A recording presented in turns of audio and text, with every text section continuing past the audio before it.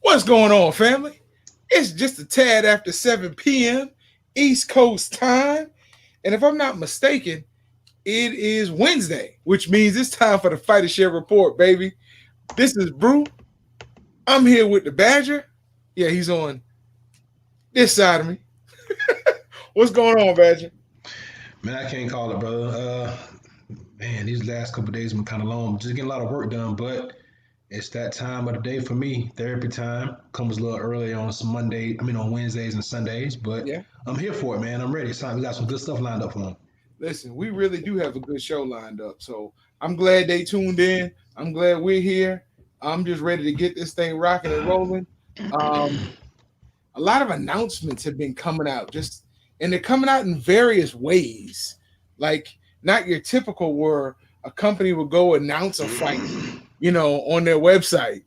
You're seeing it now on social media, like on so and so said, and then they come later and corroborate it. I'm like, this is crazy. What It's the- all it's always a rat race, man. That's what media has turned into, and that comes in all shapes and forms. I mean, nobody did it better than TMZ, right? That's what put them on the map. Now, Yeah, for those that are too young to remember, TMZ used to be the scandal paper, the Hollywood news that nobody believed, right? All the gossip stories, no relevance, no authenticity, just a bunch of garbage. And all of a sudden, they became first to report one big story, and now they're a legitimate news source. But I digress. yeah, yeah. I still don't call them legitimate. But hey, it is what it is. Look, man, I was trying to get something ready for you before you did that. Oh, my bad. A little mix up in communication. No, I was gonna surprise you. All right, OMG, on my grind. Who's on that grind this week? Khabib versus Justin Gaethje, man. What's going on with this? Yo, well, it's signed for October 24th. Okay. Fight Island. It's what people wanted to see. They wanted to see Khabib versus Justin Gaethje, and now they got it. Khabib will be defending his title versus Justin's interim title. Um, this is going to be good. I believe this is really going to be good. I almost feel like Khabib is going to humble him. Not that Justin is not humble but what I mean is as far as inside the octagon. Um, we've never really had to see Khabib strike like consistently for 3 to 5 rounds. And I think that's the fight Justin's going to try to get him in. But, you know, look, that's only part of the big news. You want to comment on that before we move on to the second level? No, we're gonna hold off on the second level because that's worthy of a story in of itself. But just to talk about a little bit about this matchup, you seem to be very sure of your boy Khabib. I know he's a long lost relative of yours, but We all you are. can't discount Justin Gaethje and what he's done and how fantabulous. Yeah, I said that fantabulous he's looked over the course of his last few fights. So he's just got no faith in the kid. You've been watching a lot of Roy Jones Jr. interviews. No, it's not that I don't have faith in him. I believe Gaethje is incredible. He showed just how good of a striker he was against Ferguson. I will not take anything from him. It's just sometimes you have those athletes who are on another level. Case in point, Dan Gable. Dan Gable is the reason why they have a 15-point tech rule in wrestling now. Dan Gable was beating people 62 to nothing in Is he wrestling. was he the father of the Gable grip? I will give him that, yeah. Okay. And he's, I don't know if he's still coaching at Iowa, but Dan Gable was just this phenomenal wrestler. Phenomenal. But you'd have these other people who would come up against him and they'd be a champion here and a champion there. And when they got on the mat with Gable, it was like, who did you beat again? And it wasn't that they weren't outstanding. It was just sometimes you run into that phenomenal talent that brings you into their world, whether you want to be or not. And there's Well, nothing you can do about it. I mean, that is the basic premise of combat, right? Even in all sports, my job is to make your job difficult. making you uncomfortable while I maintain comfort. So yeah, this is gonna be interesting. I think Khabib is a next level wrestler, Cheers to you, Khabib. but Justin Gaethje likes to fight. So we're gonna see if listen. It can't turn into a fight.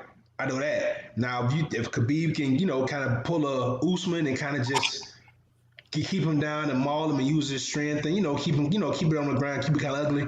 Okay, but if it turns into a fight at any point, Khabib better be ready. That's all I'm gonna say. That's what they said when he fought Conor. Conor's not a fighter like that. It's two different. Hey, that was the statement. He's an incredible striker. What's Khabib going to do? Conor's not an incredible striker. He's decent. He's not incredible. What helps him out a lot is the fact he's a southpaw. No, I get it. We're just having a little conversation about this. All right. I'm just saying. I don't think he's an incredible striker. I'm just saying that was the buildup. Yeah, the narrative. Conor was the incredible striker, and Khabib was the wrestler. What's Khabib going to do when Conor strikes? Well, Khabib struck first and beat the living snot out of Conor McGregor, and then jumped over and beat somebody else up.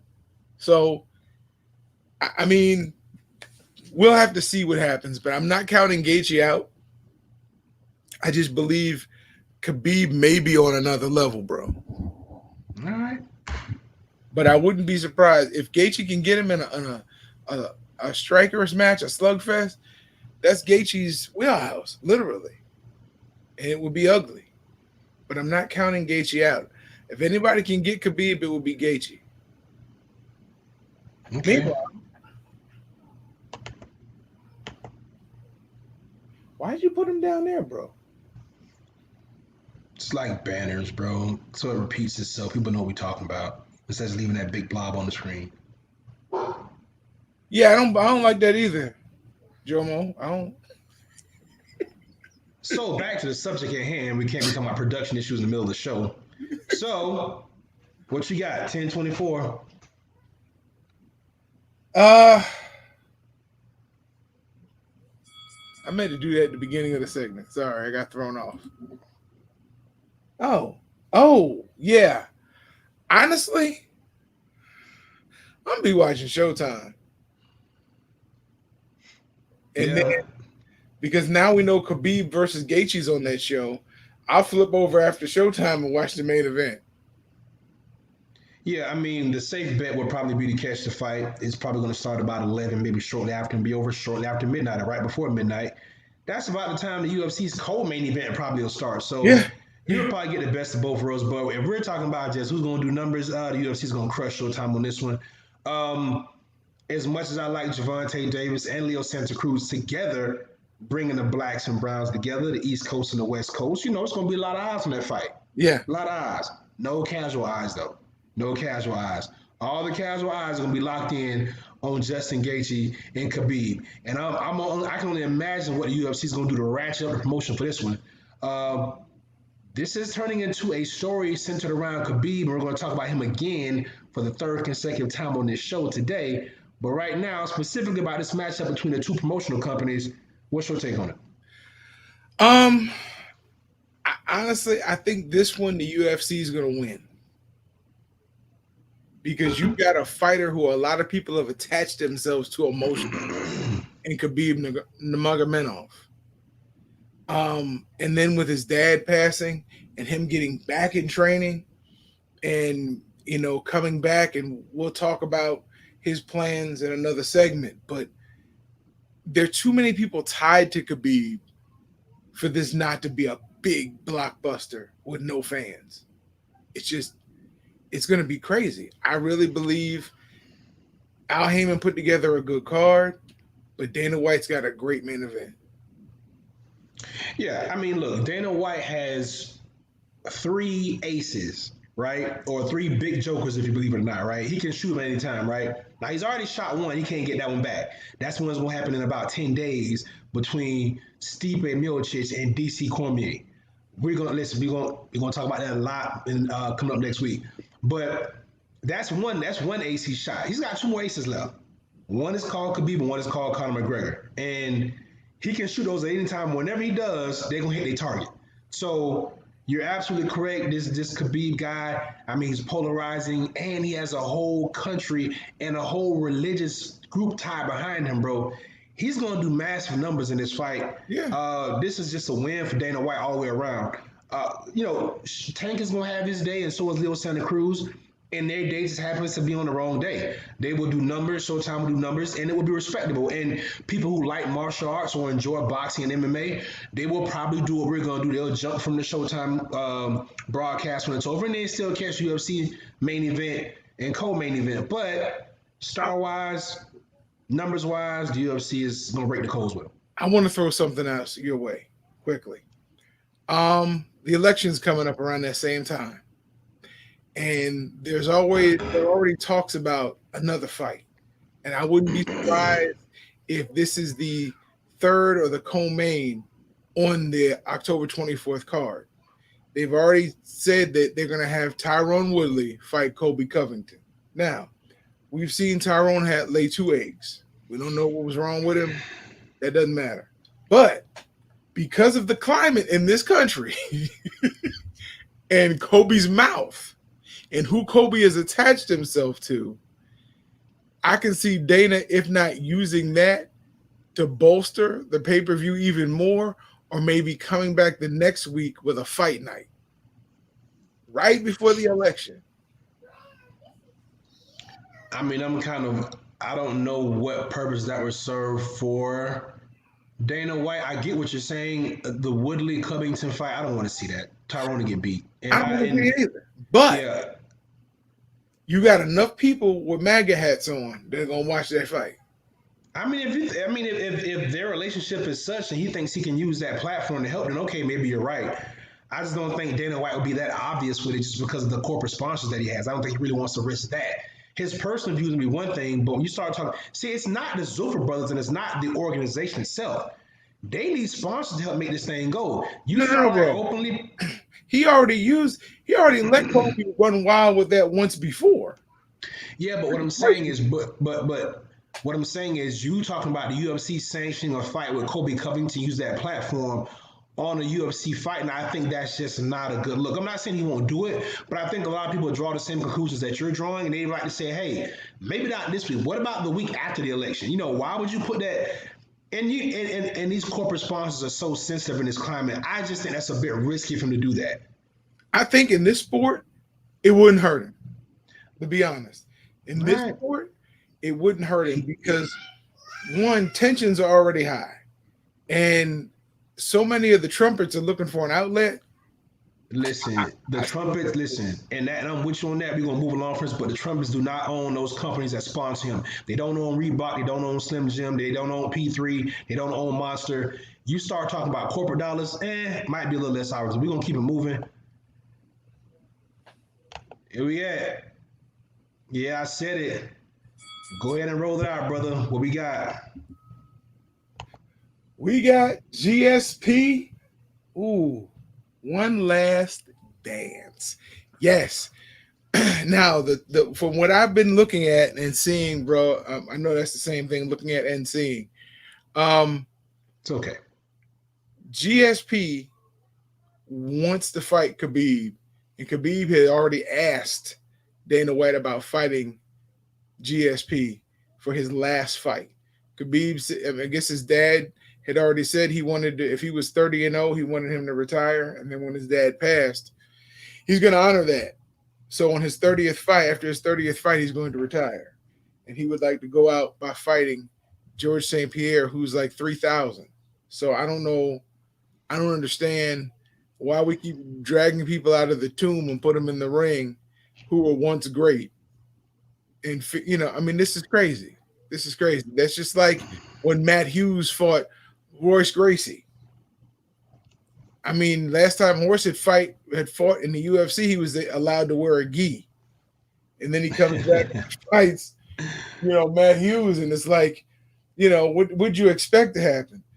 Matt destroyed him. So, I mean, it's like you look at Khabib, he's really just getting into the prime of his physical ability as a fighter. His octagon IQ is huge. Why would you want to bring George St. Pierre back unless you're going to toy with him and make it look like a fight for 4 rounds. I just don't see it. When's the last time GSP fought? He was fighting in the 80s, and not the 80s, the 2000s, bro. I'm on board with you, but money talks, bullshit walks. They're gonna pay for this, and it's gonna happen, and people are gonna tune in, just like people tuned in that they're gonna watch Roy and Mike Tyson. Listen, we just want to be entertained, man, and I'm with you. George St. Pierre's one of the greatest fighters in any sport, and it just doesn't make sense in any art. I'm sorry, it just doesn't make sense for him to take this fight, especially like you said against a prime Khabib. I mean, the only thing that can come from this is that GSP upsets him. Because anything else we already see coming. Decision by Khabib, we see coming. Stoppage by Khabib, we see coming. The only surprise we see is GSP winning. Anything other than that, we already know what's going to happen. That's kind of what we're already leaning. And the odds makers have already said that in their bets that they've already placed on it. I mean, but we complained when Floyd fought Andre Berto after fighting Pacquiao, and we complained that Floyd fought his 50th fight against Conor McGregor, who's going to be more game than George St. Pierre will be in this fight. So you want to go 30-0 and retire? Yeah, it's one of these things, man, where it happens to be in a time where his childhood idol, the person he grew up idolizing, is still able to walk around and be functional. He probably dreamed about this fight as a kid. I mean, it doesn't make sense on anything other than just being a legacy fight. Just to say I fought him. You know, I don't think there's much we're gonna take away from this. Like I said, if it's not a GSP upset, nothing else is gonna be surprising. So, I mean, it's kind of like who was that lined up against Jordan? I think it was in like 2001. I don't think LeBron was there. One young guy that had just got a league lined up against Jordan, and you know he kind of worked the old man a little bit. And Mike, you know, had a horrible night shooting, and it's like, you hate to see it, but it's just like a passing of the torch. I mean, you know, he's not, that guy's only going to be able to say, look, I played against Michael Jordan. I got the chance to grace the court with him. He knows that wasn't the prime Mike in his heyday, you know? So, you know, it's for the memory books. That's all, I think. So I guess this is his Ali Holmes fight. Exactly. Yeah. That's it. This is ridiculous. All right. So we ready for everybody's favorite part of the show, man? Listen, I have 2 to choose from, and I'm going to try to make the best choice. All right, what we got, brother?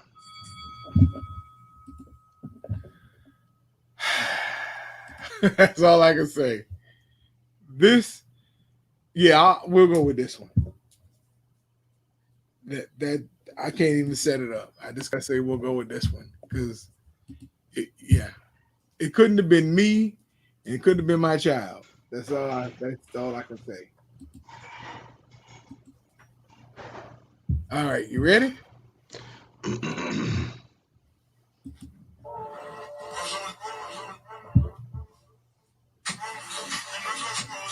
Yes, you saw that correctly. Yes.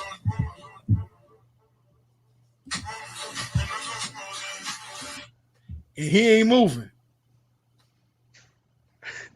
And he ain't moving. Look at him. Medic. But look at the shot. Set up perfectly. See the headgear leaving? Oh, man. So this probably should have took up the entire screen. This is beautiful. This is combat sports. I can't listen. This is such a phenomenal kick here.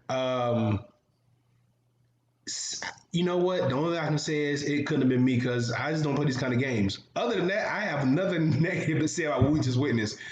I mean, that was creative as hell. Yeah. And the fact that he could pull it off. Yeah. Everything had to go right in that moment. And yeah, I don't think he could land that kick twice, to be honest with you. Not like that. Oh, man. Yeah. Well, you know, it's just nap time. That's all. He went to bed for a little bit. The good thing about it, he just went directly to bed. So he'll get up, give him a few minutes, a little smelling salts, you know, pick his legs up a little bit. He'll be all right. But that was a major power outage right there, boy. You got time for a bonus one? I mean, why not?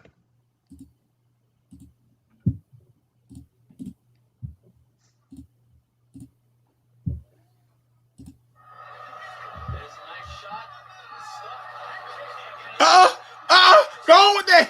Go on with that. Okay, so shouts out to the red belly. That was a physical lullaby. That was bedtime. This is terrible. I mean, yeah. It literally running away. All right, so Go on with that. Go on. I was just playing. I mean, he in behind like he's some good eat, ain't he? He eating, boy. Oh man. When I saw that, I said, we gotta do this one. I like the head kick, but this, I've never seen anybody literally run. I mean, yeah. And the black dude's like, give me that lunch money. Give me that lunch money. When a man is afraid for his life, I can't question him. He was afraid of his life right there. He is literally running. I mean, you watching him like he opened it up. Like, that's like a dog. Look, it's like a dog in behind me, right? But listen, did you notice what happened when he realized he couldn't get away?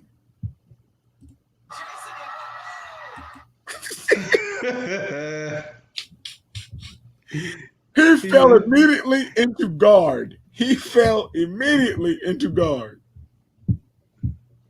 Bro. Yeah, that's pretty bad. I thought that was hilarious. That's pretty bad. That is actually pretty bad. I probably should have just shown that clip, but I like the first one. That was hilarious. That was funny on a few levels. It's like, I can take anything he throw at me. I promise you, coach, I got this. Oh, I got the run. I mean, that was pretty bad. Oh my goodness. Yeah, I like that one. That was pretty bad. Well, I guess we've gotten through the whole show. I mean, you know how we do, man. You know, we try to keep it flowing. Yeah. You know, we don't want to take up too much of these great folks' time. They give us so much of their time. And we appreciate it. Yeah, I mean, the beatdown got them hooked. Monday, Tuesday, Thursday, 11 p.m. Eastern Standard Time. That's where we at.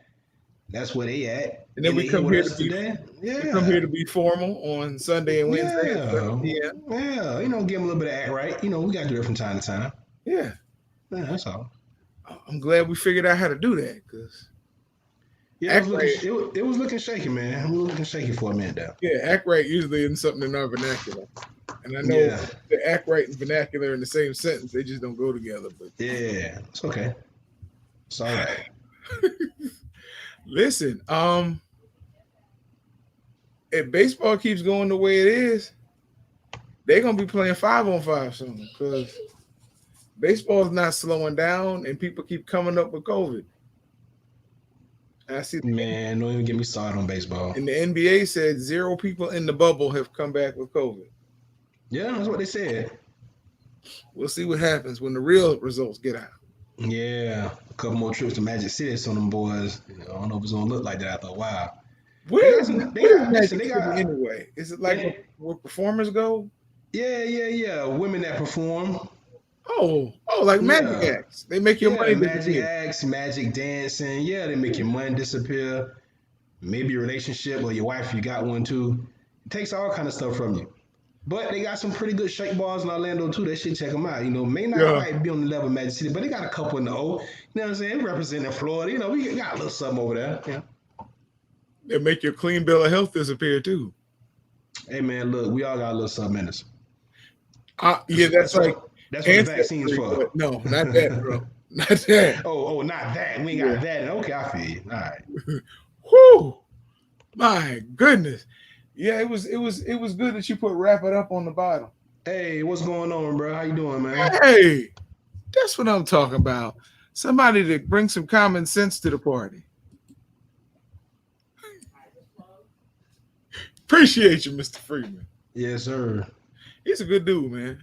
Yeah, you're good guy, man. That's T'Challa's little brother. He wasn't in the movie because he was out doing a mission trip.